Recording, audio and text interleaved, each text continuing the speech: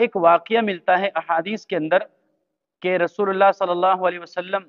دو قبر والوں کے پاس سے گزرے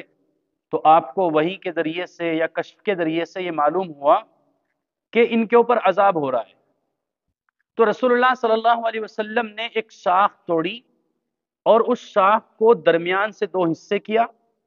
اور ایک حصہ ایک قبر کے اوپر گاڑ دیا اور دوسرا حصہ دوسری قبر کے اوپر گاڑ دیا، اور آپ نے یہ امید ظاہر فرمائی کہ جب تک یہ دونوں شاخیں تر رہیں گی ان دونوں قبر والوں کے اوپر عذاب میں تخفیف رہے گی۔ اب اس واقعے کو مستدل بنا کر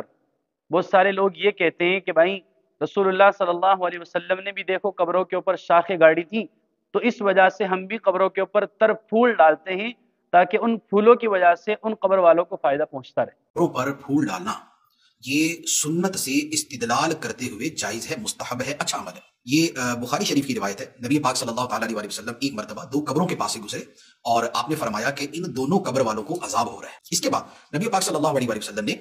ایک شاخ توڑی، اس کو دو حصے کیا اور دونوں قبروں کے اوپر اس کو گاڑ دیا اور فرمایا کہ جب تک یہ شاخیں تر رہیں گی تب تک ان قبروں پر عذاب ہلکا رہے گا، لعلہ ان یخفف عنہما، امید ہے کہ ان دونوں قبروں سے عذاب میں کمی رہے گی۔ تو یہ ہے نبی پاک علیہ السلام کا عمل۔ اس حدیث مبارک سے آگے پھر بزرگان دین، ائمہ محدثین نے یہ استدلال کیا کہ قبروں کے اوپر تر شاخ رکھنا یا ان پہ پھول ڈالنا یہ اس قبر والے کے لیے عذاب میں تخفیف کا، کمی کا باعث بنتا ہے۔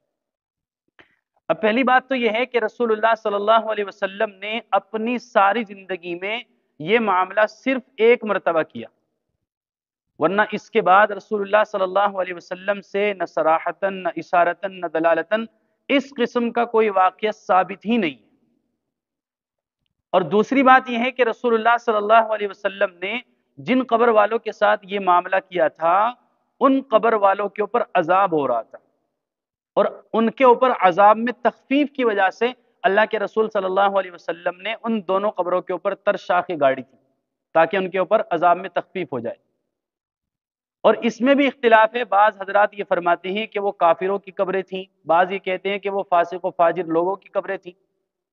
بہرحال اللہ کے رسول نے ان دونوں قبروں کے ساتھ یہ معاملہ کیا، اس کے بعد ورنہ تو کسی قبر کے ساتھ اور عام مؤمنین مسلمانوں کی قبروں کے ساتھ رسول اللہ صلی اللہ علیہ وسلم نے یہ معاملہ نہیں کیا۔ اور تیسری بات یہ ہے کہ رسول اللہ صلی اللہ علیہ وسلم نے ان دونوں قبروں کے اوپر تر شاخیں گاڑی تھیں، پھول نہیں ڈالے تھے۔ رسول اللہ صلی اللہ علیہ وسلم نے قبروں کے اوپر پھول نہیں ڈالے تھے، نہ ہی پھولوں کی چادریں ڈالی تھی، بلکہ ان کے اوپر تر شاخیں گاڑی تھی۔ اب جو لوگ قبروں کے اوپر پھول ڈالتے ہیں، چادریں چڑھاتے ہیں، ان سے ہم یہ معلوم کرتے ہیں کہ بھائی آپ قبروں کے اوپر پھول کیوں ڈالتے ہیں، قبروں کے اوپر چادریں کیوں چڑھاتے ہیں؟ رسول اللہ نے تو پھول نہیں ڈالے تھے، رسول اللہ صلی اللہ علیہ وسلم نے تو شاخیں گاڑی تھی، تو آپ بھی شاخیں گاڑی، آپ پھول کیوں چڑھاتے ہیں؟ اور دوسری بات یہ ہے کہ رسول اللہ نے جو ان دو قبروں کے اوپر شاخیں گاڑی تھی تو آپ کا مقصد یہ تھا کہ ان سے عذاب میں تخفیف ہو جائے، کیونکہ ان کے اوپر عذاب ہو رہا تھا۔ تو آپ جو مسلمانوں کی قبروں کے اوپر چادریں چڑھاتے ہیں اور پھول ڈالتے ہیں، اور اولیاء اللہ کی قبروں کے اوپر چادریں چڑھاتے ہیں، پھول ڈالتے ہیں، تو آپ کے پاس اس چیز کی کیا دلیل ہے کہ ان کے اوپر عذاب ہو رہا ہے؟ آپ کیوں ڈالتے ہیں؟ رسول اللہ نے تو اس لیے ڈالے تھے تاکہ ان کے اوپر سے عذاب میں تخفیف ہو جائے، آپ کیوں ڈالتے ہیں؟ آپ کے ڈالنے کا کیا مقصد ہے؟